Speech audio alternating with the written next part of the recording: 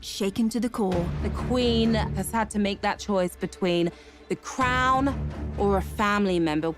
And it's something that, if you are not strong enough, it will tear you apart. Told by America's #1 royal source. We have incredible relationships, incredible access. We often know something is going to happen before the rest of the media does.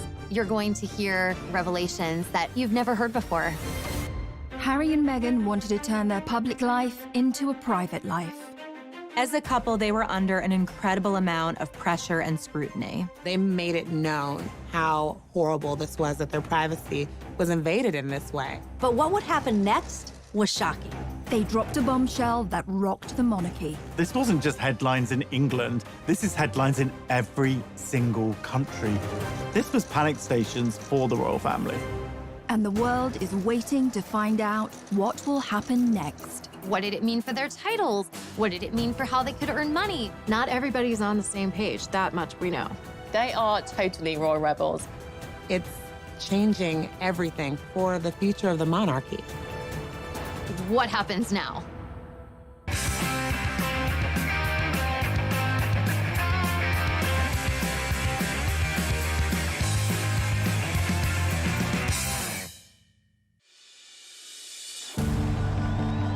How does a girl born and raised in California end up meeting and marrying a royal prince? It sounds like something out of a straight-to-DVD movie, and at first glance, Meghan and Harry seem like an unlikely match, but they have more in common than you might suppose. We all think we know the Meghan Markle story, but this is who she really is. Meghan Rachel Markle was born 5,000 miles away from Prince Harry in California. People readers are obsessed with Meghan Markle because she was just an ordinary American girl. She grew up in Los Angeles in quite a regular family. She lived an ordinary life in many aspects. She was born to Thomas Markle and Doria Ragland. Meghan's dad actually worked in the entertainment industry.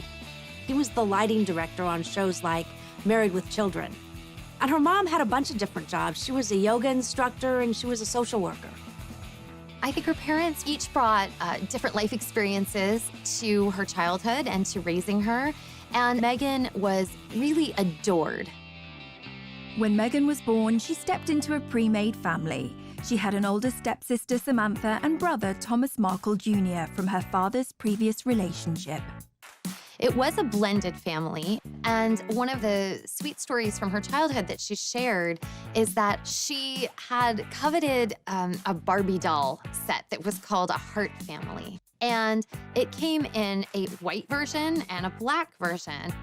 Her dad actually went, unbeknownst to her, bought both sets and then mixed them so that it looked more like her family.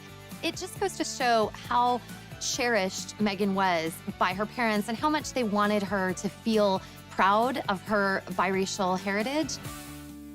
However, a happy life for this blended family was short-lived. By the time Meghan was 6 years old, Thomas and Doria's relationship had come to an end and divorce followed, although it wasn't as acrimonious as some of the stories you may have heard.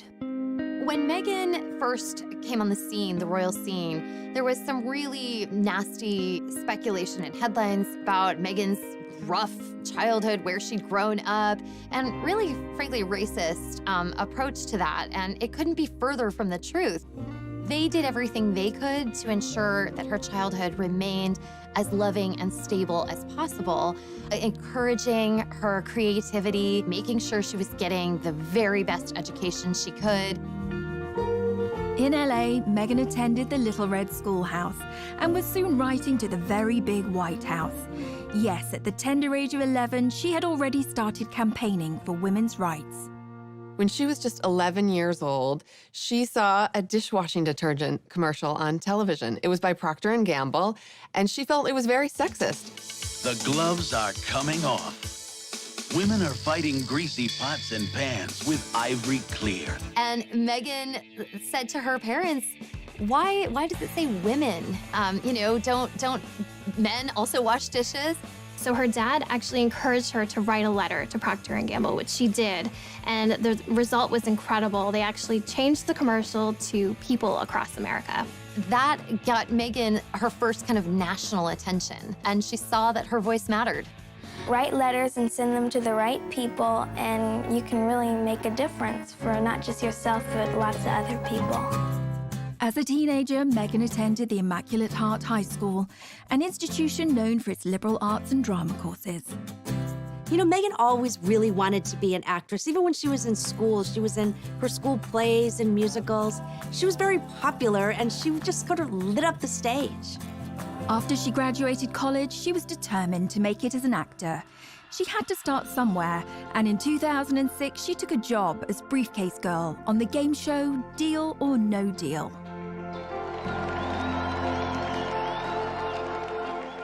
Her role on Deal or No Deal, while it definitely wasn't showing off her acting skills, it was a great opportunity for her to get in front of the camera, to make some connections, and for people to see her on screen.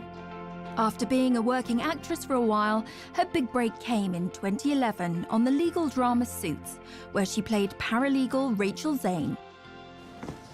Mike Ross? Hi. I'm Rachel Zane. I'll be giving you your orientation. Wow, you're pretty. Good. You've hit on me. We can get it out of the way that I am not interested. No, I'm sorry. I would. Take notes. I'm not going to repeat myself. I love you. Rachel Zane actually was kind of a lot like Meghan Markle in my mind. She was very smart, very well put together. She did not suffer fools at all on that show. And she had a big heart. She just wanted to help. Once Meghan hit the big time, she had a platform and could use it to further her passion for activism. Meghan also promoted herself on social media with her own lifestyle blog called The Tig. You'd think that with everything going on, she wouldn't have time for romance, but she did. Meghan met Hollywood producer Trevor Engelson in 2004, and they had a long relationship and wed in 2011, and they seemed like a great fit at first, both pursuing these careers in Hollywood, him behind the scenes and her in front of the scenes with Suits. But the marriage was not to be. They were under a lot of pressure trying to sustain a long-distance relationship, and it proved to be too much for Meghan and Trevor. Their marriage lasted less than 2 years, and Meghan mailed back her wedding ring to Trevor, the divorce papers citing irreconcilable differences. Meghan was back on the market and ready to find her Prince Charming, unaware that he was living in London and was an actual prince. Across the Atlantic, Harry had a very different upbringing and a life that would turn him into the man we know today. Harry was born into a family that can trace their ancestry back over 1,000 years. Let's take a quick look at his family tree. Harry's grandmother is the Queen, but she's also the Duke of Lancaster, and she's married to a Duke, the Duke of Edinburgh. Beyond that, we've got their children, the Prince of Wales, Prince Charles, that's Harry's dad, his brother, Andrew, the Duke of York, Edward, the Earl of Wessex, and Charles's sister is Princess Anne, but she's also called the Princess Royal. Prince Charles married Diana, the Princess of Wales, and they have 2 sons, William, the Duke of Cambridge, and Harry, the Duke of Sussex. Thanks to his brother's kids, Prince Harry is knocked back to 6th in line to the throne, and all being well, he's now never going to get his hands on the crown jewels. Although Harry was born into a world of breathtaking privilege, he suffered a tragic childhood. Harry's childhood is really rooted in tragedy. His mother was killed when he was just 12 years old, when she was chased by paparazzi in Paris. And so he had to deal with that tragedy at such a young age, which definitely affected him for life.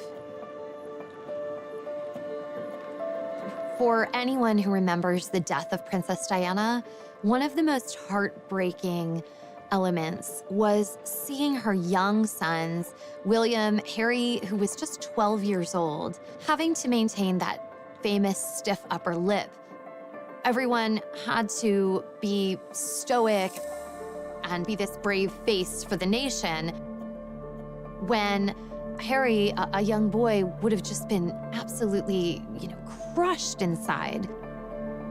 We all remember the envelope with the word mummy on Diana's coffin. It just tore your heart out. You can't ask a child to have to contain all of those intense emotions and not think that later on, those feelings are going to need to be dealt with. Even an untroubled childhood can lead to a messy young adulthood. As Harry got older, he gained a reputation for being a rebel and a globe-trotting party boy. Harry's wild years throughout his 20s are well documented, from skirmishes with the paparazzi in public to a costume party where he came dressed as a Nazi. It just was endless. But today we know that all the sort of rowdy times were kind of a last hurrah before he left for his service. Harry went from party boy to action hero when he joined the military, where he served for 10 years, including 2 tours of Afghanistan. He thrived in that environment. Perhaps it was a relief for him being able to step away from the spotlight.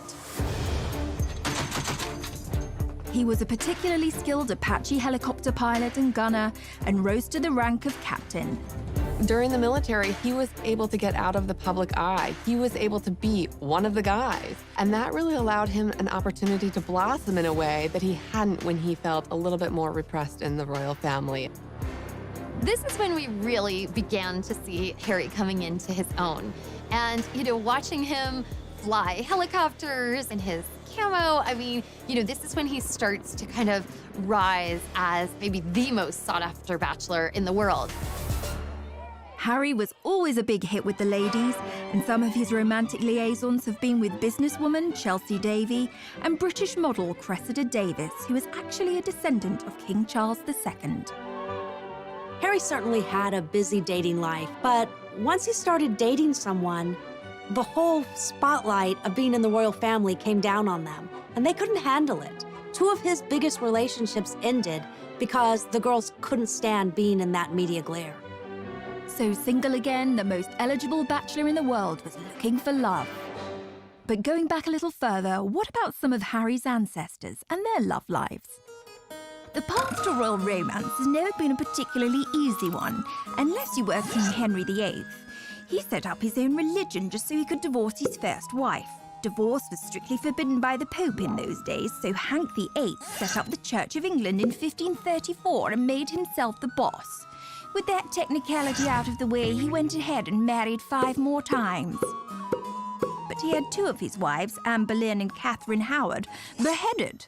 In 1937, King Edward VIII married Wallis Simpson, not just a commoner, an American, and if that wasn't bad enough, she was a divorcee. And like Henry VIII, who did what the heck he liked, Eddie's problem was that the Church of England didn't allow people to remarry if their ex-spouses were still alive. This was like an episode of Jerry Springer, and it provoked a constitutional crisis. Poor old Eddie had to abdicate. That's a lot to give up, especially when Mrs. Simpson was also seeing a married car mechanic called Guy Trundle. I promise you, we're not making this up. But rumours were she'd learned some tricks in a house of ill repute, which sounds thrilling, if rather tiring. If you wish to marry a commoner, you may end up with a morganatic marriage or left-handed marriage, an unevenly socially balanced marriage where the royals' titles and privileges don't extend to the spouse or offspring. It's a bit like flying, way easier to downgrade than upgrade.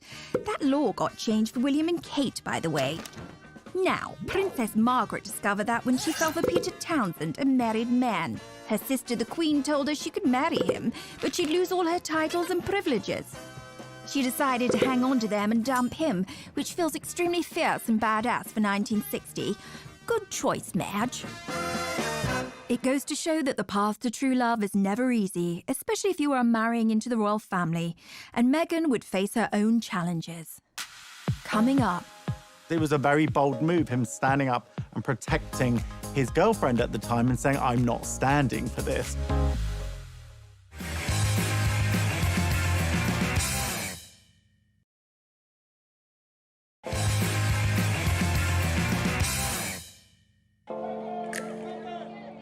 So how did this love story begin between Meghan and Harry? Well, it wasn't through a dating app. Instead, they were set up the old-fashioned way. Harry and Meghan met through a mutual friend in July 2016, and they had a blind date at an exclusive members club in London. I didn't know much about him, and so the only thing that I had asked her when she said she wanted to set us up was, I had one question. I said, well, is he nice? And it seems the stars aligned. Hello, I'm world-famous astrologer Angel Idealism. I have cast what's known as the Davidson chart of Harry Windsor and Meghan Markle. In essence, you take two individual astrological charts and you mesh them into one chart and you interpret it as one chart.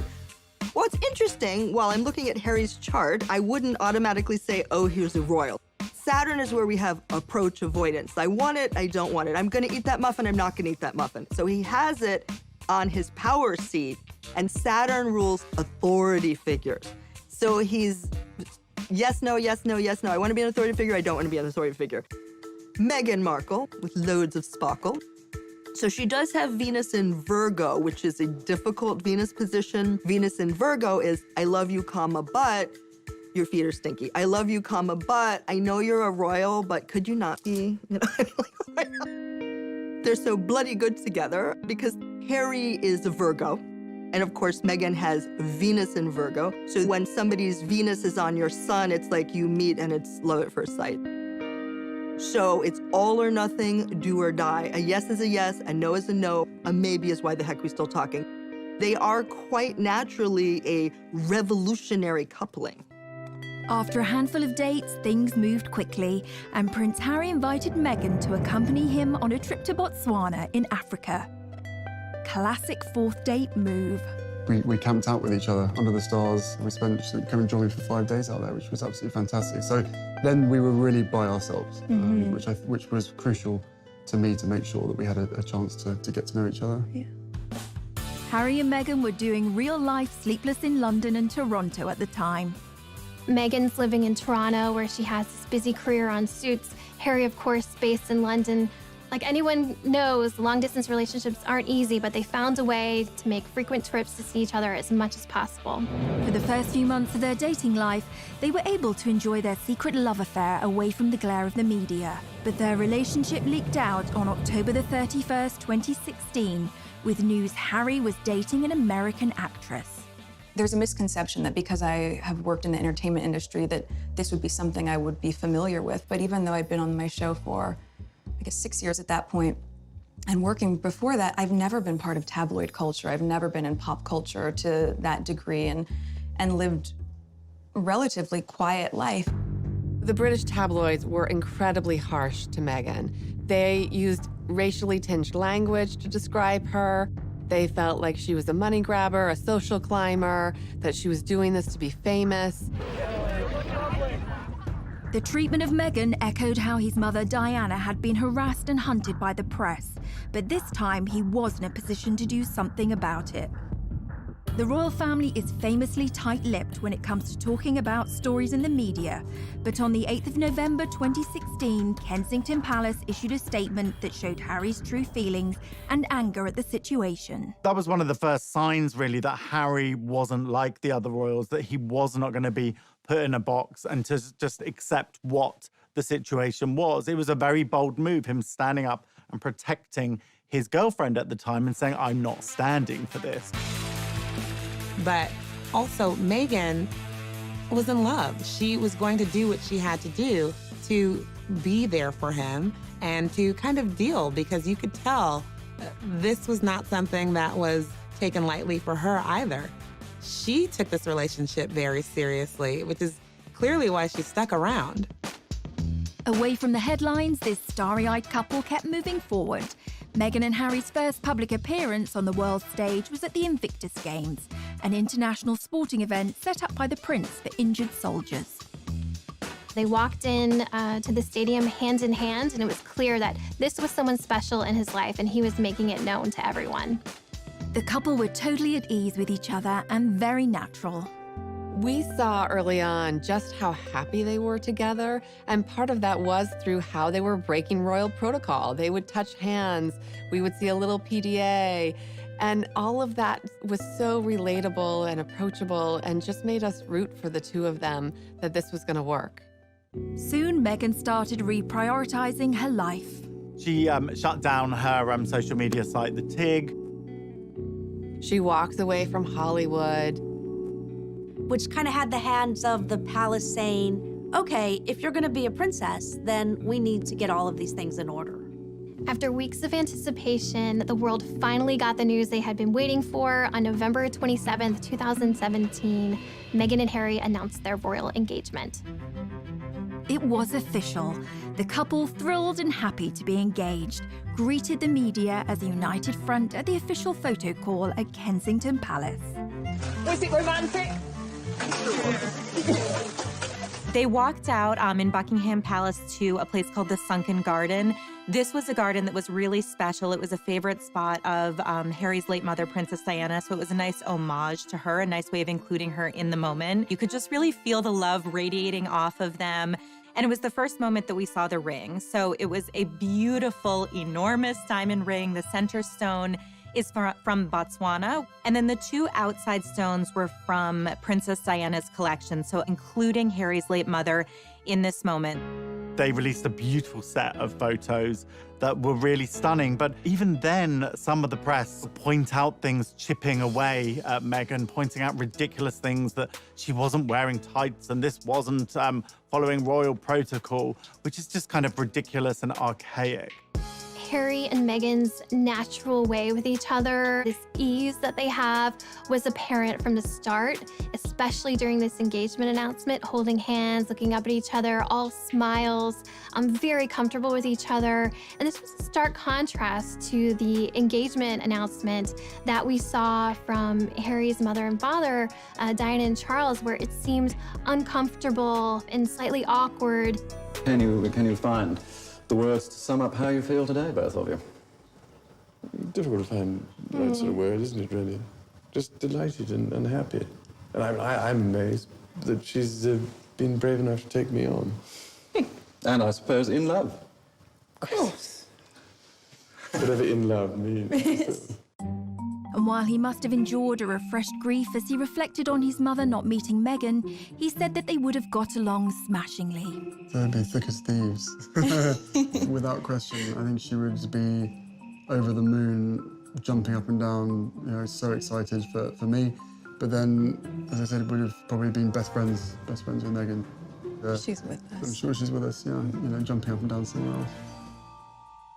Coming up, Meghan and Harry's wedding was like a wedding that the royal family had never seen before. This was like more glamorous than the Oscars.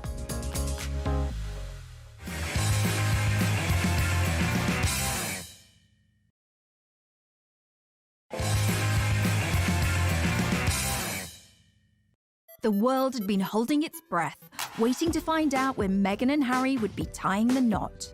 It was finally announced that the couple would get married on May the 19th, 2018. A royal wedding is the ultimate in pomp and pageantry. Royal fans just delight in a royal wedding. I mean, it's the fairy tale. The royal wedding is Cinderella's castle, Prince Charming, all of that rolled up into one. And like so many decisions in this couple's life, they chose a different kind of royal wedding from their predecessors. The average wedding in America these days costs around $35,000, which seems like a lot and a pretty compelling case for a drive-through off the main drag in Vegas. The most recent royal weddings have become much more fancy-schmancy affairs. I mean, maybe not Kim Kardashian fancy, maybe not Elton and David pink champagne and caviar fancy, but in terms of cost, royal weddings win every time. Will and Kate's wedding cost $34 million in 2011. The price went up again for Harry and Meghan's wedding. That cost around $45 million. Sibling rivalry or just a lot of transatlantic flights? One of the most expensive royal weddings ever was in Monaco. Prince Albert II married Charlene Whitstock. That was about $70 million. But have you ever been to Monaco? A cheeseburger is like $40. It's ridiculous. Even that, though, was nothing compared to Harry's dad. In 1981, nearly 1 billion people watched as Diana Spencer married Prince Charles. And if you adjust for inflation, it cost somewhere between $70 and $110 million. But for all that, today's royal weddings seem like lavish affairs. Most of the budget goes on security. Right, back to Miss Markle. As Harry's bride, she provoked controversy not only as the first American to join the royal family, but the first biracial person to marry into it. Meghan had her own ideas of how she wanted her wedding day to be different. Harry and Meghan chose to have theirs at Windsor Castle in St. George's Cathedral, which is almost 700 years old and the final resting place of Henry VIII. Hooray! Hip hip! Hooray! God bless Prince Harry and Meghan! On the day, millions of people from around the world tuned in to watch the ceremony. Because this is history. This is very important moment. It was a truly glittering and international affair. Meghan and Harry's wedding was like a wedding that the royal family had never seen before. It was Hollywood meets royalty. You'll be watching and you're like, oh my God, there's Oprah, there's George Clooney, there's Idris Elba, there's the Beckhams. It's just like, there was just so many celebrities because they weren't just coming from Meghan.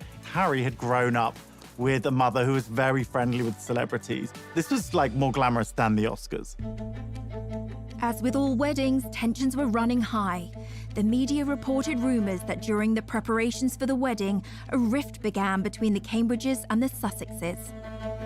There was reportedly one dust-up between Meghan and Kate during a fitting for Princess Charlotte's little bridesmaid dress, where they had a disagreement and Kate ended up in tears. And of course, we have to keep in mind, this was very soon after Prince Louis was born. A source explained that Kate was still very emotional. There had been a lot of stress around the wedding and around the planning. On the wedding day, Meghan travelled to Windsor Castle through the procession route with her mother Doria by her side. Everybody was waiting with bated breath to see what Meghan's wedding dress would look like. Would it be some over-the-top, grand, poofy princess dress like Princess Diana? Would it be this sort of elegant, sophisticated lace, long-sleeve look like Kate Middleton? It was neither of those things. She had a very simple, tailored, streamlined dress. I mean, this really was understated. She was just impeccable, modern, an entirely new version of a princess. Only a few days before, Meghan had been due to walk down the aisle with her father, Thomas, but he then announced that he would not be at the ceremony due to his recovery from heart surgery. And of course, the media went to town on the divisions within her family. Anytime there's a big wedding where families coming together, there's a lot of potential for strife and stress. And then came the question, who would walk Meghan down the aisle and what's going to happen now that her father is not there? She made a real groundbreaking move in deciding to walk the first steps by herself, which really showed that this was a strong, independent woman who was making the decision to step into this life on her own. And then she was greeted by her father-in-law, future King of England. Prince Charles stepped in to walk Meghan partially down the aisle. There's no greater compassion and love for a future daughter-in-law than to take her by the hand to lead her to Harry to get married. I think a lot of people, even for those of us at People Magazine on staff watching, felt like, how is she so calm? You know, she was almost preternaturally serene. Later, when I spoke with her friends, they said, that's who Meg is. When she's in the moment, she's really in it. When she's made choices, she believes them 100%. And so there was nothing for her to be nervous about. And I thought that was really extraordinary. As the star-studded congregation looked on, Meghan's pastor, Michael Curry, delivered an impassioned sermon about love. Imagine this tired old world when love is the way, when love is the way. A far cry from the usual stuffy speeches, the ever-observant media caught Kate Middleton giving Camilla, Duchess of Cornwall, the side eye. Let no one put asunder. All was saved when the newlyweds delivered what we had all been waiting for. Meghan and Harry follow in tradition by having their first kiss in public when they step outside of the church.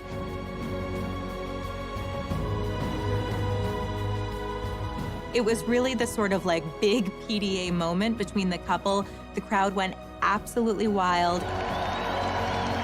It felt like it could just be your friend's wedding and they happened to be really in love, but it happened to be something that millions of people were watching. So it was that authenticity and that genuine love that really came across, just as all of their other public moments had brought. That day, the couple received a new title from the Queen, Duke and Duchess of Sussex, and their new life began. Coming up, they really felt protective of this new baby and wanting to make sure he had as much privacy as he possibly could from the very start.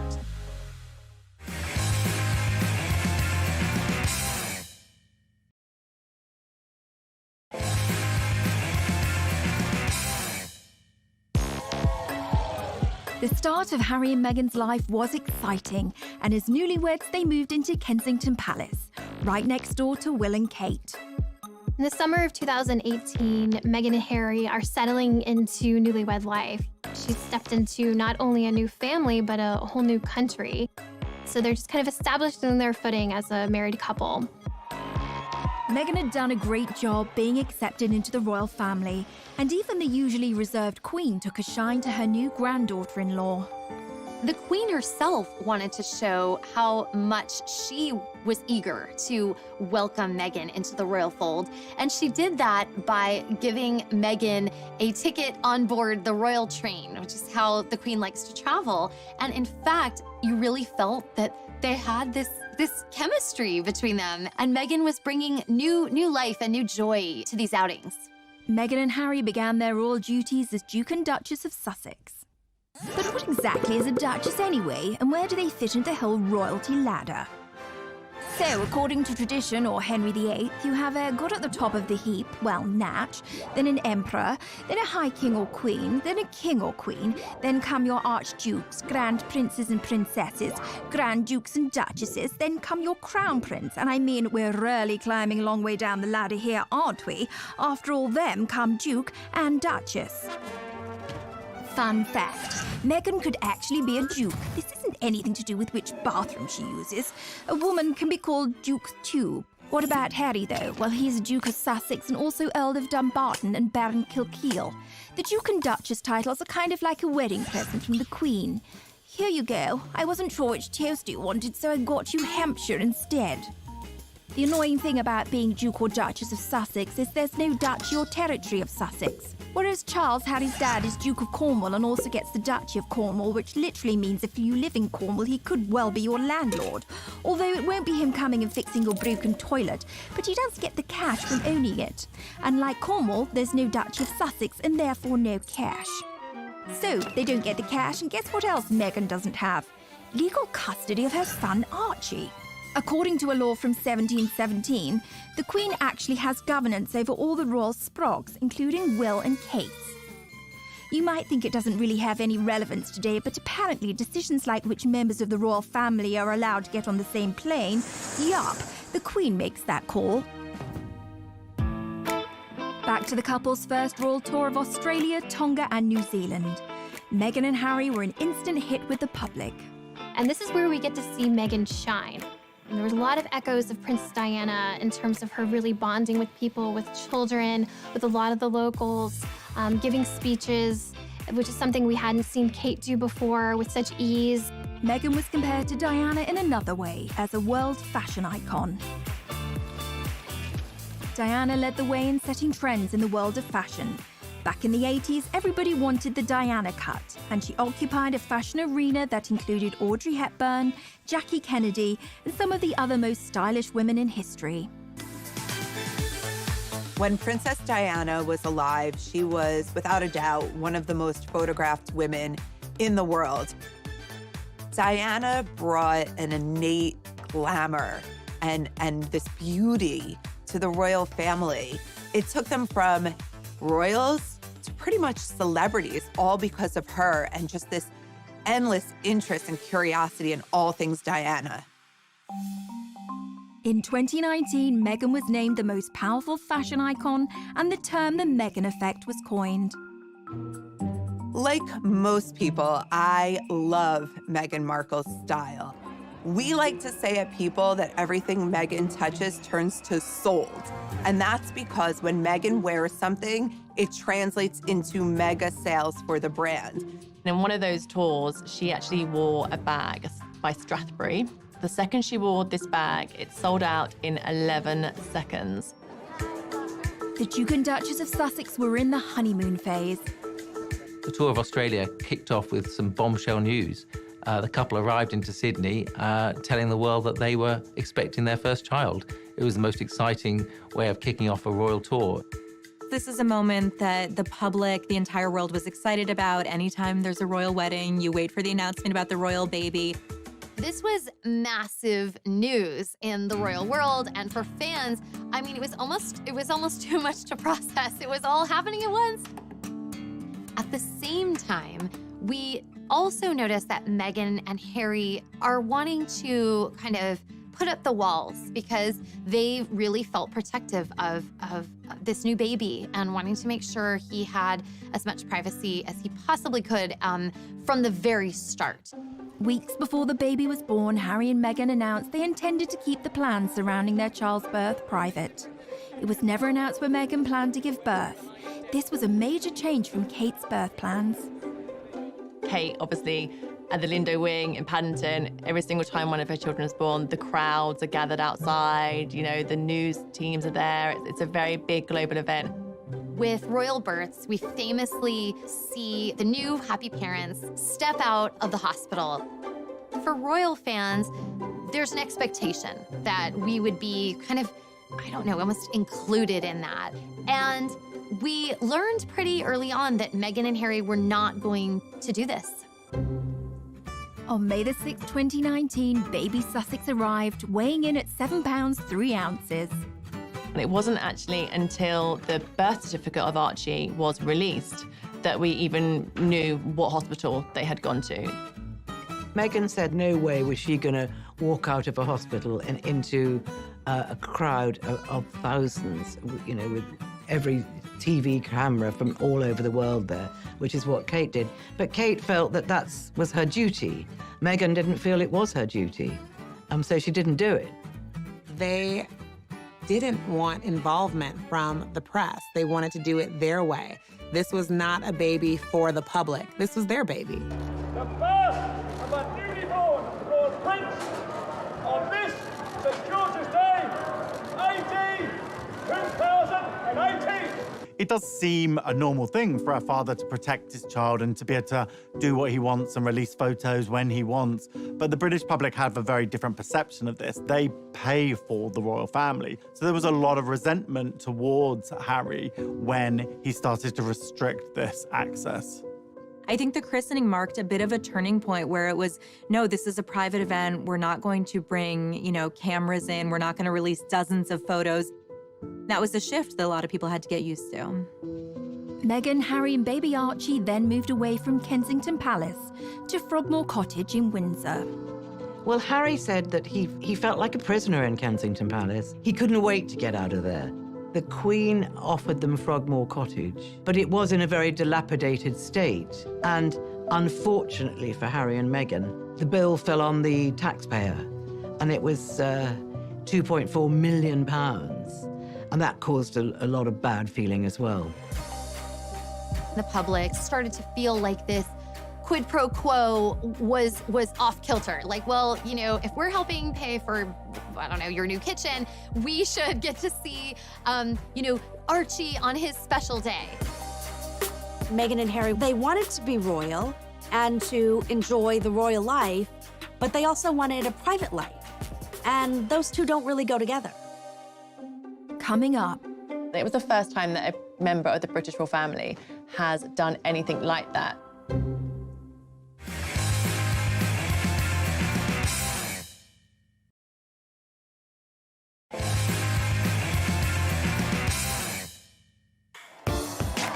There's more to being royal than cutting ribbons and waving. There are very strict rules and protocols that must be followed. My name is Micah Meyer, and I'm the founder of Beaumont Etiquette. My training was very formal. It was done in London under a former member of the Queen of England's household staff. I think there's this heightened level of fascination when we all saw Meghan Markle marry into the royal family. We were like, wait, a real average person can become a real royal? In our minds, we just saw her go from A to B, but that definitely wouldn't have been the case. She would have been, practicing in royal aids, would have literally guided her throughout the entire process. Behind the scenes, she had to basically, in essence, join a royal training camp of how to become a royal. For instance, when you're addressing the Queen, she is Her Majesty, and after that is just ma'am, rhymes with jam. And it's always a curtsy, especially in public. Meghan, we saw it for the first time on TV, we were cheering her on, and the lower and the deeper her curtsy went, the more confident she became. And so we can see her confidence in her training kind of evolve. A lot of etiquette around the royal wife, and we actually see how she starts on that day that she was first engaged, and she's waving and very excited. And then we see her at the next event, and suddenly we see her fingers are together. And then we see that elbow come in even further, and then we see the polished wave in the end. Even the sitting position, that's one huge part of Meghan's training, we literally saw happen before our eyes. We see the old Meghan, and she would have one leg crossed over the other and her ankle kind of out and flapping about in a very casual way, which is very comfortable. As she becomes a royal, we see her training go into effect. That first big event where she's sitting next to the Queen, she's using this new technique. She has one over the other, toes pointing forward, and it's so tight. It's almost like there's a rubber band from her knees to her ankles. And if you tried to slip a little credit card in between her legs, good luck. You wouldn't have gotten it through. You can imagine how intimidating that first session of afternoon tea with the Queen must have been. Holding a teacup is actually even harder than it looks. You actually pinch your fingers together through the teacup, and then you use your middle finger underneath it. And if you want to support the teacup, you can use 2 fingers like the Duchess of Cambridge does at the very bottom. Knowing what she went through, how fast she went through that training, that's not typical for a royal. And she really did a good job. But Meghan hasn't always been so obedient, and when she started tearing up the royal rulebook, her newly universal adoration and shine began to fade. One of the ways that we see Meghan and Harry start to bend some rules, maybe even start to break some rules, was when Meghan guest edited Vogue. Unlike previous royal princesses' involvement with Vogue, Meghan didn't just pose for the magazine. In fact, she didn't put herself on the cover. She celebrated women around the world who are doing extraordinary things. It was called Forces for Change and included interviews with everyone from Jane Fonda to Greta Thunberg. It was the first time that a member of the British royal family has done anything like that. This move was seen as too political by some critics who saw this as kind of an inappropriate royal role for her and not what we had been used to seeing. There's an interview between Meghan and Michelle Obama, and Michelle Obama gives her some advice about how to handle fame and the royal family. Usually, you don't get outside advice. The palace is what gives you the guidance that you need to go forward. That didn't really go over well with some people. Yet again, Meghan was feeling the backlash from the world around her. Humans fear change, and in this situation, there was a lot of change going on. The aristocracy and the monarchy is a stuffy institution. Meghan came in and she was completely different. She was an American, she was biracial, she was a divorcee. I think there could have been some fear that she is something other and that she could affect the monarchy and chip away at the monarchy. I think in some ways, what Meghan and Harry have done is just shown, listen, we're gonna do what's right for us. We are going to do what we are comfortable with. Meghan and Harry are not the only royals to have a rebellious streak. There's a long line of royal rebels, but there are those who know how to make it work for them. What about Princess Margaret, the Queen's sister? She liked to party. She partied hard with her daughter's godfather, Anthony Barton, with a former Prime Minister's nephew, Alex Douglas Horne, and it's thought she even partied with Mick Jagger and Warren Beatty. She partied hard in her party house on the party island of Mustique. But then she calmed down and got herself a toy boy, marrying a guy 17 years younger than her. Then she got the first royal divorce since 1901. She rocks. But if you ask us, the royal rebel closest to Meghan's heart would probably be Princess Louise, Queen Victoria's fourth daughter. She questioned everything, earning her the nickname Little Miss Y. She was very cool. She refused to marry someone she didn't love, was an ardent feminist, and visited imprisoned suffragettes, the protesters for equal rights for women. And, stop me if this sounds familiar, she got married and moved to Canada. Her full name? Louisa Caroline Alberta, and yup, Alberta, Canada is named after her. The province was originally going to be called Louise. If you can find a more Meghan-friendly royal rebel than that, then you can send us to the Tower for treason. Coming up. It was a huge betrayal for Prince Harry and Meghan, and they let it be known. They filed suit. Pinch your fingers together through the teacup, and then you use your middle finger underneath it. And if you want to support the teacup, you can use 2 fingers like the Duchess of Cambridge does at the very bottom. Knowing what she went through, how fast she went through that training, that's not typical for a royal. Oh my and God. she really did a good job. But Meghan hasn't always been so obedient, and when she started tearing up the royal rulebook, her newly universal adoration and shine began to fade. One of the ways that we see Meghan and Harry start to bend some rules, maybe even start to break some rules, was when Meghan guest edited Vogue. Unlike previous royal princesses involved with Vogue, Meghan didn't just pose for the magazine. In fact, she didn't put herself on the cover. She celebrated women around the world who are doing extraordinary things. It was called Forces for Change, and it included interviews with everyone from Jane Fonda to Greta Thunberg. It was the first time that a member of the British royal family has done anything like that. This move was seen as too political by some critics, who saw this as kind of an inappropriate royal role for her and not what we had been used to seeing. There's an interview between Meghan and Michelle Obama. And Michelle Obama gives her some advice about how to handle fame and the royal family.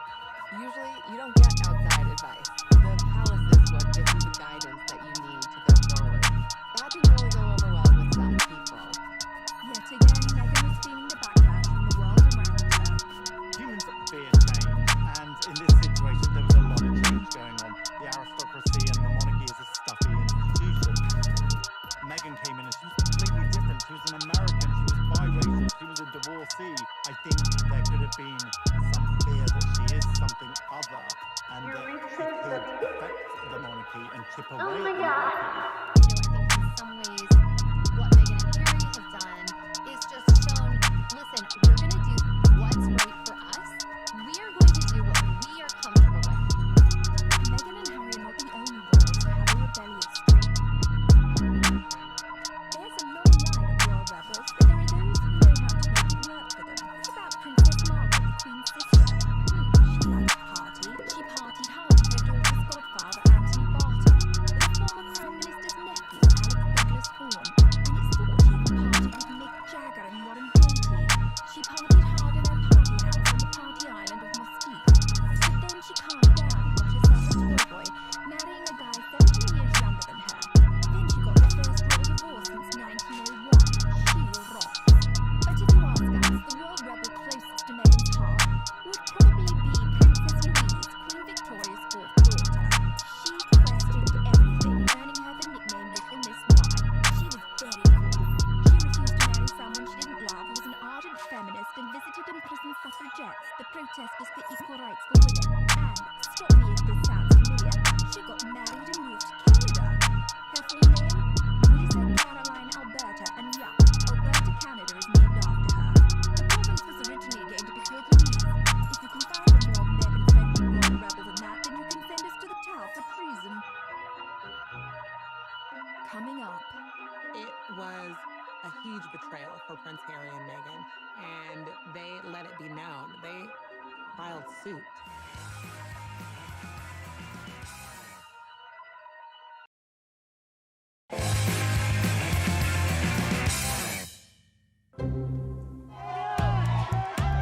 As a member of the royal family, the press can either be a valuable asset or your worst enemy. And Prince Harry and Meghan have maintained a love-hate relationship with them.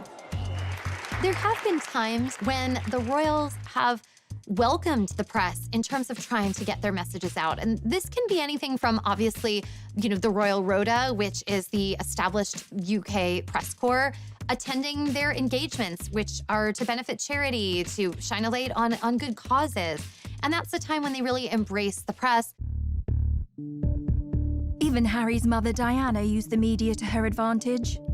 Princess Diana famously used back channels to set up an interview with the BBC's Martin Bashir on the show Panorama. And she did that because she felt that she could not make her side of the story heard. When no one listens to you, or you feel no one's listening to you, all sorts of things start to happen. For instance, you have so much pain inside yourself that you try and hurt yourself on the outside because you want help, but it's the wrong help you're asking for. People see it as crying wolf or attention-seeking, and they think because you're in the media all the time, you've got enough attention, inverted commas. But I was actually crying out because I wanted to get better. We have never seen any royal open up the way Diana did, the way she bared her innermost thoughts and feelings. But unlike Diana, Meghan was too new to royal life to start airing her grievances publicly. But her friends would rally to the cause. In an exclusive interview with People magazine, Meghan's inner circle opened up about the Duchess's private life and her struggles with the UK tabloids. In February of 2019, Meghan's inner circle of friends felt that they could no longer remain silent while what they saw as global bullying of Meghan was unfolding. They wanted to speak out, and they came to People magazine to do that. What I heard from them was that nobody celebrates your wins bigger than Meghan. And by the same token, when you're struggling, Meghan is there with a box of Kleenex and a bottle of wine, anything she can do to comfort and support you. And, they talked about another misconception that Meghan is so high maintenance. There was a report that Meghan wanted the church sprayed the specific scent, and it was sort of diva moment. And the friend said, Meghan is so religious, she would never, ever disrespect a holy place like St. George's Chapel at Windsor Castle, and that's a contradiction to who she is. I came away feeling like my friendships are really inferior to Meghan's, because these women, they felt so loved by her and supported in a way I had really never seen before. Meghan got a little help from her friends, but it was short-lived. Later that month, the Daily Mail ran an article that for Meghan and Harry crossed the line. There was a major issue with the Mail on Sunday that published a letter, a private letter that Meghan had sent to her father. It was a huge betrayal for Prince Harry and Meghan, and they let it be known. They filed suit. She obviously feels like it's a copyright issue that they went ahead and posted that letter without her permission. The action was accompanied by a scathing statement from Prince Harry denouncing the media's bullying of his wife. This clearly goes back to his anger and his hurt at how his mother was treated. Days later, Prince Harry sued the owners of The Sun and Daily Mirror for allegedly hacking his voicemails. They're both very much taking a stand against the UK press, against the tabloid intrusion that they feel has completely compromised their ability to have a private life. So who are the tabloids? If you're even slightly famous and you're in Europe, the chances are, whatever you're doing, someone is going to be taking a photograph of you. They're pretty aggressive with how they get their scoops. A famous scandal was Squidgygate. A British newspaper got hold of a recording of Princess Diana and her close friend James Gilby speaking on the phone. In the calls, Gilby calls Diana either Squidge or Squidgy 53 times. Try calling me that once, I dare you. There's always been a degree of push and pull with the press. Let's not forget the British royal family is paid for by British people. They help fund their lavish lifestyle. So what the royals get up to is very much in the public interest. Now, poor Meghan has felt the sharp end, and the coverage of her life in Kate Middleton's is astonishing. For Kate, not long to go, pregnant Kate tenderly cradles her baby bump. For Meghan, why can't Meghan Markle keep her hands off her bump? Is it pride, vanity, acting, or a new age bonding technique? For Kate's morning sickness cure, Prince William gifted with an avocado for pregnant Duchess. For Meghan Markle's beloved avocado linked to human rights abuse and drought. One thing's for sure, pics of the royal family mean cash, so watch out for that long lens, Meghan and Harry. Coming up. People were saying, is this gonna work out? Are they gonna be able to stick this out? Because it's not looking good.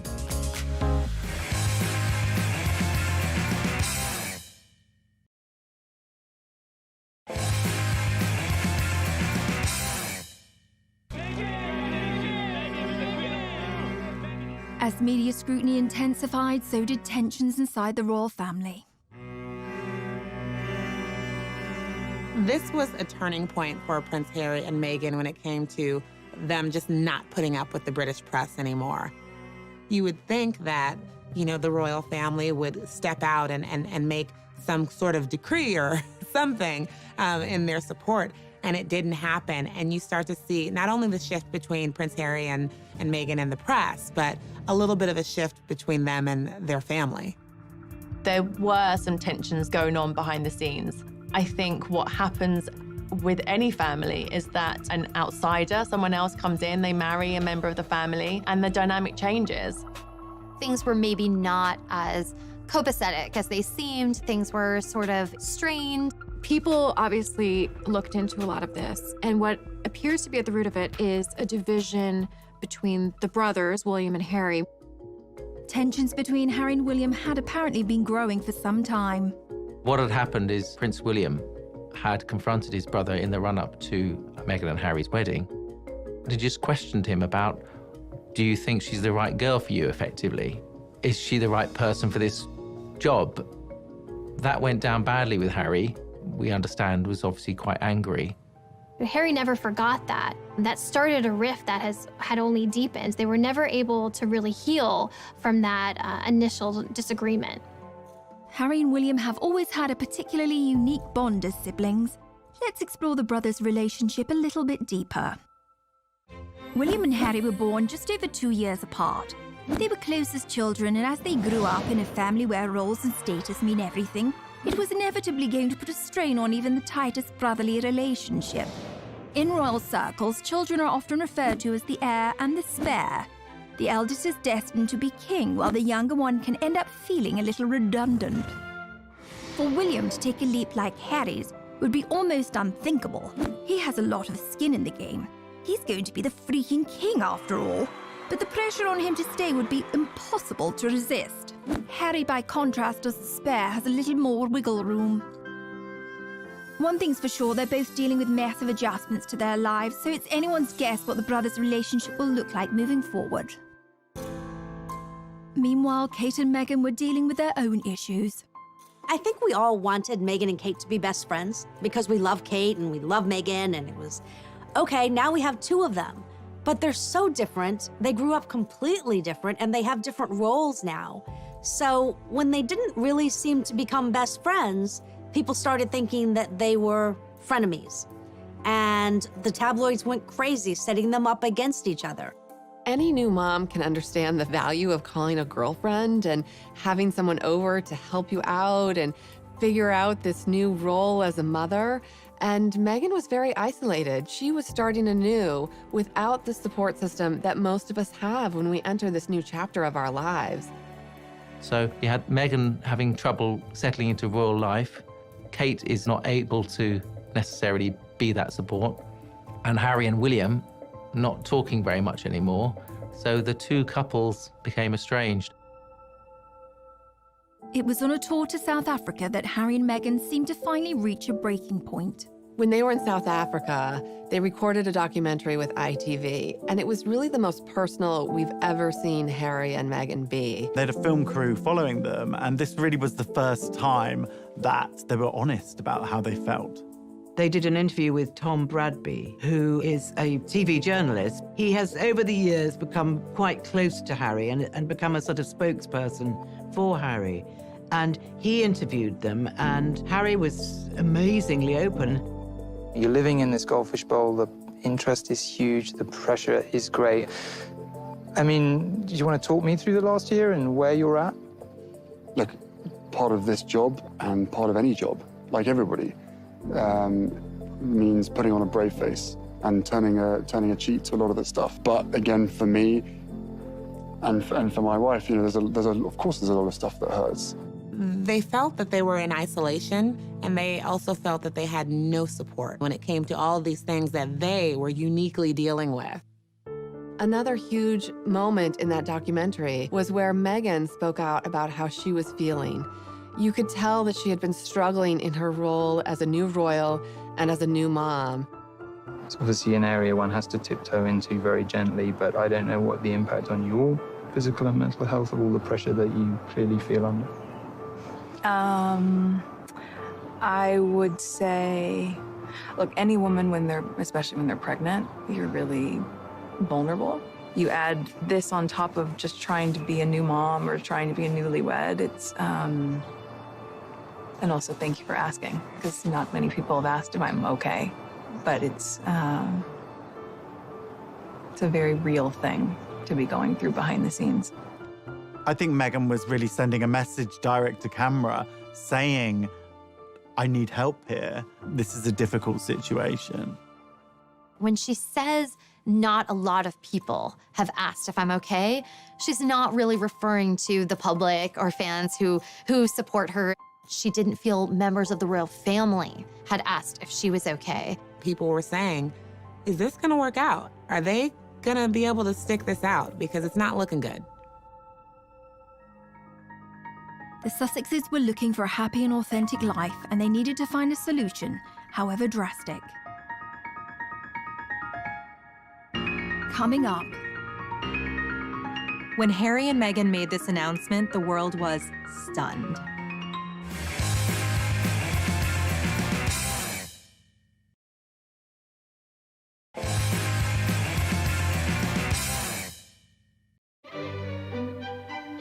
We all remember those moments in history that changed the world. The first moon landing. The assassination of John F. Kennedy. The first time we saw Kermit the Frog's legs. So weird. And when Harry and Meghan decided to leave the royal family. A royal announcement that is sure to rock the United Kingdom. Royal split. Harry and Meghan quit. Going it alone, the Duke and Duchess of Sussex. The royal family reeling this morning. A rift in the royal family not seen for a generation. I remember exactly where I was when I heard the news that they were leaving. I was sitting in my office at People. I think I was just running around the office, going from office to office, saying this is going to be the biggest story of a decade. I feel like we were in a meeting and we were like, wait, what? The rest of the royals didn't even know until 10 minutes before they put this statement out. On the 8th of January 2020, a statement was released from the Duke and Duchess that they were stepping down from royal life. They did it on social media, of all places. So right away, we were kind of all scrambling to keep up. It's on Sussex Royal, and is there gonna be more coming? And who's gonna answer the questions? I can't even imagine the chaos in the palace on that day. The poor queen, she's 93 years old, and now this. One of her favorite grandsons now stepping back from royal life, and what does that even mean? News like this usually goes through the royal communications team, goes through the queen. There is a long list of steps you take before this goes out to the public. So why did Meghan and Harry hastily make this announcement? I think part of this rush decision on their parts was because the story had actually already been leaked to the Sun newspaper. They were running it the following day, and from what sources tell me, they were forced into releasing their own statement. Harry and Meghan felt that when the news leaked to the Sun newspaper, they had no choice but to try and get out ahead of it. So suddenly this train had completely left the station and everyone was kind of struggling to keep up. I think it was a bad decision on Harry and Meghan's behalf to rush out this document without checking with the royal family. You don't change your decision-making and go against the Queen just because some scrappy journalist in London is saying that they've got a story. There had been rumours that Harry and Meghan had been in discussions with members of the royal family about leaving the monarchy, But this surprise announcement was a stunning reveal for all parties involved. It is a bit of a soap opera. But I mean, quite frankly, the things that have happened recently, you couldn't write it. You can hardly imagine how difficult that talk must have been between Harry and Meghan about what they were going to do. They've put Archie down to sleep, and they are trying to figure out how to walk away from one of the most important families in the world.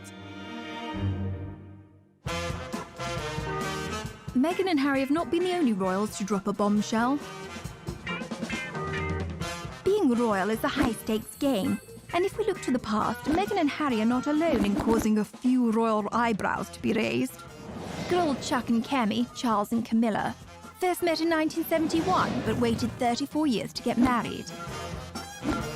In that intervening time, Charles married and divorced Princess Diana. There was an infamous moment when they were asked, "And are you in love?" Diana replied, "Of course," and Charles drawled, "Whatever love means." 15 years later, it was all over. In the meantime, Camilla had married and divorced Andrew Parker Bowles. But they didn't exactly wait until their wedding night to hook up. They were still married, but it was to the reported approval of Camilla's first husband, who knew all about it. In fact, a recording of a phone call between Charles and Camilla got leaked, which is far, far beyond what you might call a bit saucy. We'll let you look that one up for yourselves. This is a family show, people. So in the grand scheme of things, Harry and Meghan's bombshell seems pretty tame by comparison. The media, having felt kept at arm's length, went into a frenzy. The British press and social media very quickly coined the phrase Megxit, which is really quite misogynistic. It's blaming the fact that Meghan and Harry are leaving the royal family on the woman. The British press is always blaming Meghan. They've done that from the beginning. Whatever Meghan and Harry do that they don't like, it's Meghan's fault. From a tabloid media standpoint, Meghan became the focus of she's the one driving this decision. But anyone who really knows Harry knows that he has expressed a desire to step away from royal life from the beginning. There were times in his 20s where he kind of lamented at this role that he's in and hinted at that he would love to have a life outside of the royal family. So if anything, he's the one propelling this decision, and Meghan's supporting him. But I think we know now this is a decision they made as a couple. They're very much a family unit. You know, we know they have a great relationship and that they're doing things that they think are best for their entire family. This had to be something that really weighed on them. But what must have weighed on them more was what they had been through for them to make the decision to leave the royal family, to leave the Windsors. I mean, it's a dream for so many people. And they decided to just walk away. Coming up.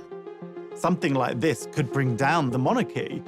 This was panic stations for the royal family.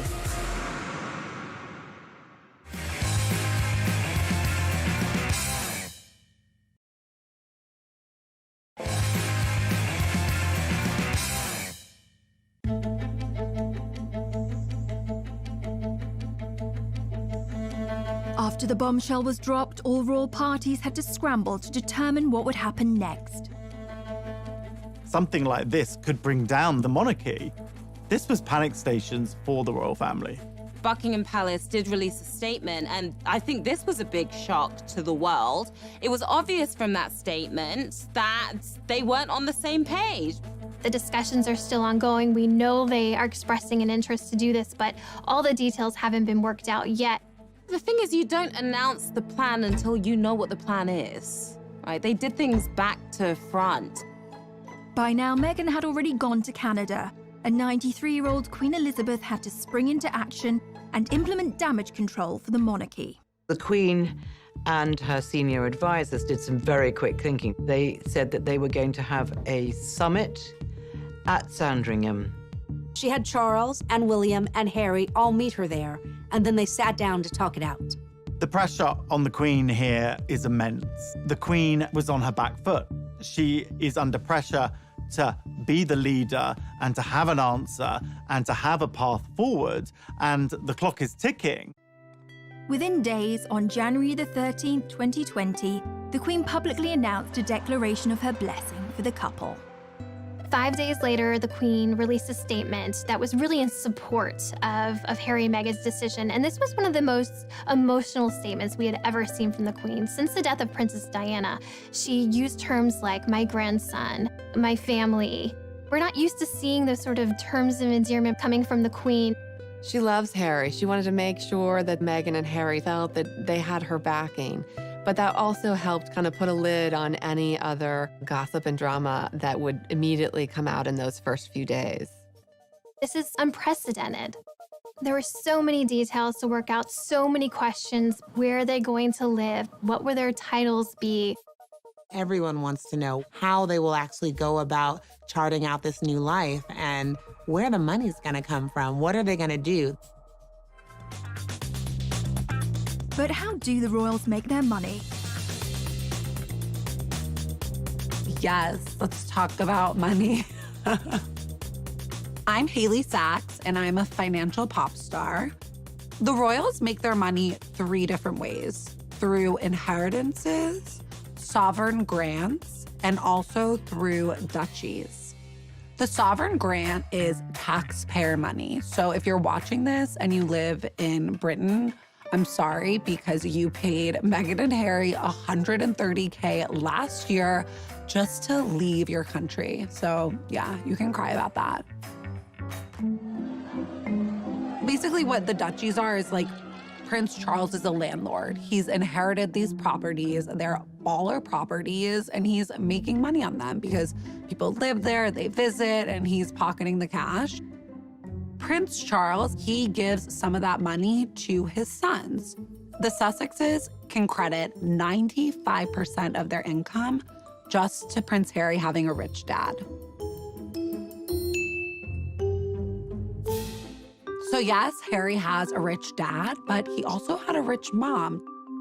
Diana didn't come from nothing. Like, she walked into the royal family with her own fat wallet. When she died, she left Prince Harry $10 million.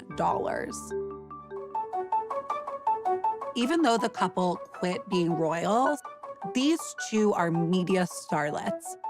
They're not looking just for money. Really, what they're searching for with this exit is impact. Coming up. The royal family is doing the most positive things. They're putting on a great show for the British public that all is fine here. Everything is good. The show will go on. The monarchy is solid.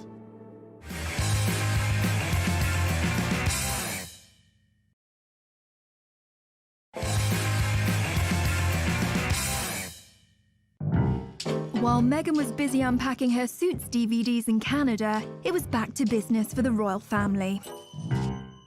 It was initially a bit of chaos as everyone tried to kind of find their footing in this new, unprecedented order of things. At the end of the day, the monarchy has to come first and the crown has to come first.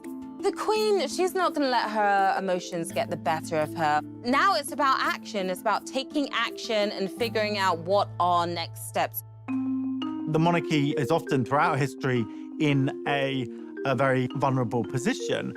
There are a lot of people who don't agree with the monarchy. The monarchy can be perceived as a very undemocratic institution, essentially inherited power. When you have somebody who is stepping away from the royal family, this makes the royal family very vulnerable. For those that had stayed, the Queen doled out presents. Prince William was bestowed with an additional royal post, Lord High Commissioner to the Church of Scotland. The royal PR team wanted the rest of the family to show a united front, and William, Kate, Charles and Camilla embarked on a rare joint charity engagement, and the British press dubbed them the new Fab Four. All this sort of family discord and fighting amongst themselves didn't look good. So the Queen wanted to fix this up. She has Charles and Camilla and Kate and William all at her beck and call to come out and present a united front as this is the royal family. We're still here for you. The Duchess of Cambridge was also being kept busy on a tour of the UK to promote her work with childhood development. Kate has really stepped forward. She just gave her most illuminating interview that we've ever heard from her. You know, it was a podcast, a very modern format, where she talked about the challenges of motherhood, the challenges of being pregnant. So she's willing to take up this mantle and help support the monarchy any way she can. They're doing the most positive things. They're putting on a great show for the British public that all is fine here. Everything is good. The show will go on. The monarchy is solid. With the royal family's united front in check, the Queen had one last ground rule that needed to be laid. What was important to the Queen was that Meghan and Harry cannot continue to use their royal titles and the trademark of Sussex Royal. She didn't want any perception of impropriety that they might be making money in any kind of way off of any royal titles. Obviously, they're known as Sussex Royal. That is their Twitter handle, their Instagram name. The whole brand is based around that. The Queen and other members of the royal family had said, actually, no, that word royal cannot be used. No one can say royal unless they really are royal. Once Queen Elizabeth's terms were made crystal clear, Harry knew it was time for him and Meghan to move forward with their new life. One of the things that was just so exciting to see was how they took this bold step themselves. It was world-shattering news. It made headlines the world over. Was it perfect? No. But when you kind of take control and find your voice and realize, I can make this path forward, that's a really inspiring thing to see. During Harry's final few days in the UK, he delivered an emotional exit speech at a charity dinner in London. It brings me great sadness that it has come to this. There really was no other option. It has been our privilege to serve you, and we will continue to lead a life of service.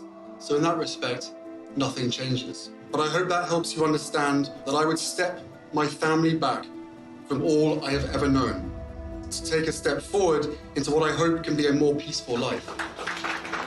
It's a tough situation, particularly for Prince Harry, because this is his family. These are the people who have loved him and raised him and who he has grown up with his whole life.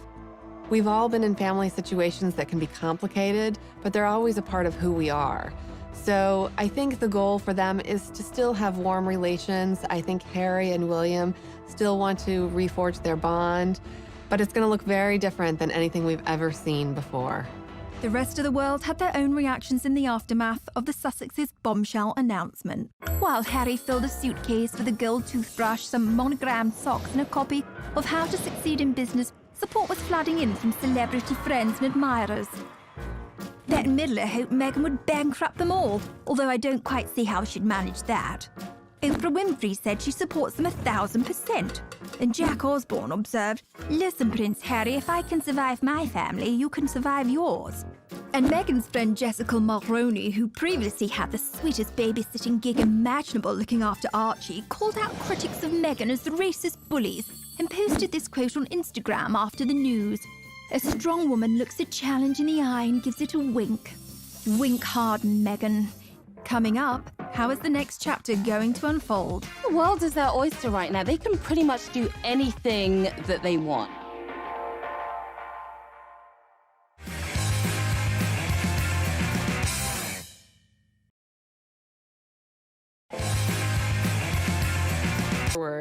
That's a really inspiring thing to see.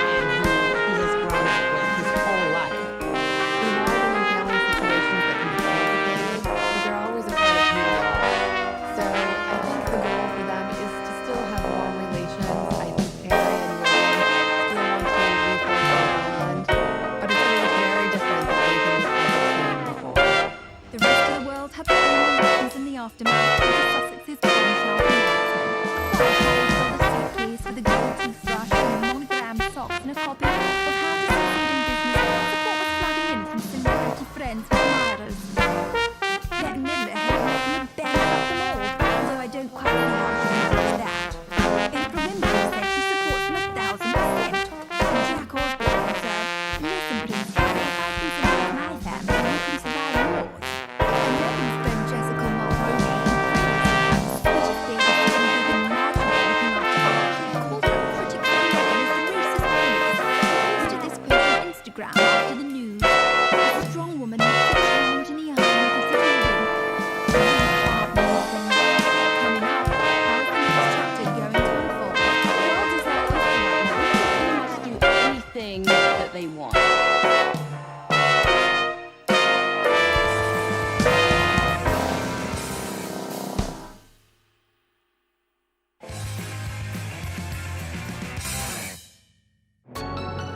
Harry joined his wife Meghan in Canada to start their new unprecedented post-royal life.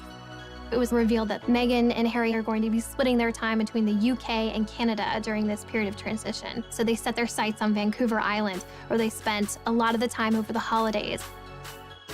Life in Canada was pretty peaceful for the most part compared to living in London. They were in a friend's $14 million mansion in Vancouver Island, taking a lot of walks with Archie, spending a lot of family time together, doing yoga, being as healthy as they possibly can be. Canada is somewhere that Meghan's very familiar with. She used to film in Toronto. But I think it's a place that she felt safe. This wasn't the spotlight of London, and they just needed somewhere calming, somewhere that they could get their thoughts together and really also heal their mental health, I think. So what are the predictions for the couple's next steps? It's brand new territory for them to be trying to find a way to basically earn money. And, you know, when you are the Prince of England and the Duchess of Sussex, it's like you have to earn a lot of money in order to keep up that lifestyle and to live independently. It's gonna be a really interesting road ahead.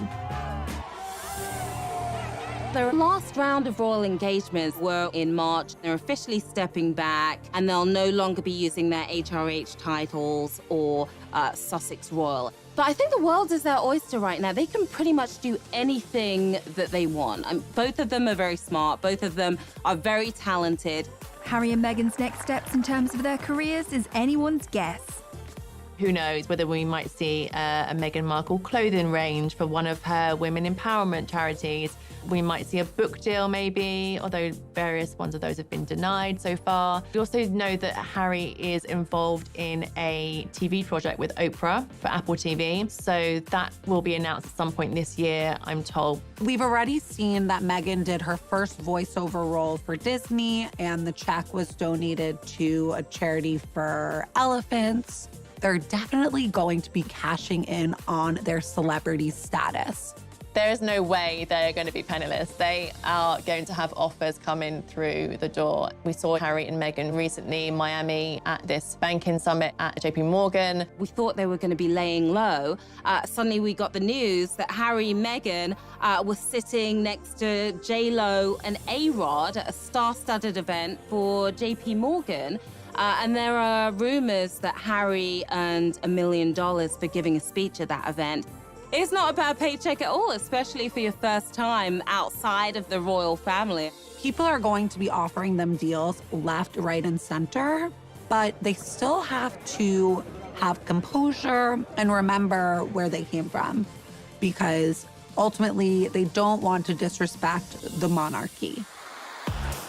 The Sussexes don't need to rush into anything. They're still extremely high-profile people. In fact, maybe even more high-profile now after stepping back from the royal family. And since making this bombshell announcement, they're probably more famous than they even were beforehand. What do the inner circle of Harry and Meghan's world think of this? Since Meghan and Harry have stepped away from their role as senior members of the royal family, what we are seeing is a completely new chapter, and really, as one source told us, uncharted waters. What Meghan's friends feel is that she's going to put her family first. She's going to put her son first. Her life as a mom is so important to her. And if everyone is chattering around her about, but what about this? But she shouldn't have said that. She shouldn't be here. She shouldn't be there. That's something she's going to push out of her mind. I think an important thing to understand is that Meghan and Harry don't feel beholden to some of the rules that would govern William and Kate, who are in line to be future king and queen. We were told by a friend of Harry's that Harry the royal and Harry the person are two very different figures. And Harry the person wants to thrive. And I think that Meghan's friends and Harry's are completely supportive and thrilled for them, because it was hard to watch them feel so suppressed. Meghan Markle and Prince Harry have left Canada, reports People magazine. So People magazine has been covering the royals really since the inception of the magazine for decades and decades. We have incredible relationships.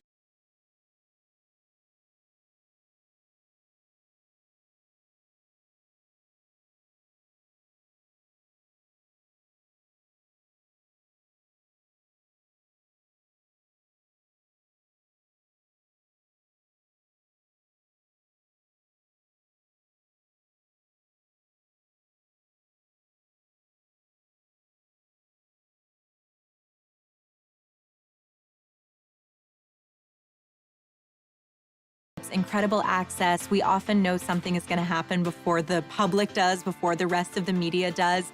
Ultimately, Meghan was pulled back to Los Angeles. That's where she launched her career.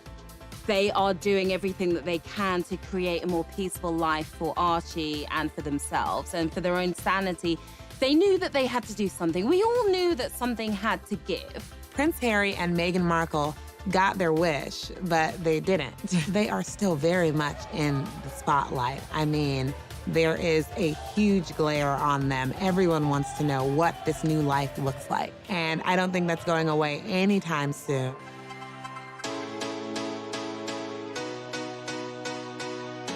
A lot of people are wondering, will things ever be the same in this royal family? I think we're seeing like a new age of royals, and it'll be really interesting to see what happens with them and how they forge their own path, not just tied to the royal family. Never underestimate what your actions, your choices, and your resilience means to others. They stood up for themselves, and in so doing, they really paved the way for future royals to be able to do that. I mean, their own son, Archie, and William and Kate's children may find that they have more autonomy and freedom decades from now because Meghan and Harry were willing to make the bold move. They have been through so much, and this is a love story. People magazine readers and Americans are really hoping that Harry and Meghan have a happy ending. Proud of her biracial heritage. However, a happy life for this blended family was short-lived. By the time Meghan was 6 years old, Thomas and Dora's relationship had come to an end, and divorce followed. Although it wasn't as acrimonious as some of the stories you may have heard. When Meghan first came on the scene, the royal scene, there was some really nasty speculation and headlines about Meghan's rough childhood, where she'd grown up, and really, frankly, racist approach to that. And it couldn't be further from the truth. They did everything they could to ensure that her childhood remained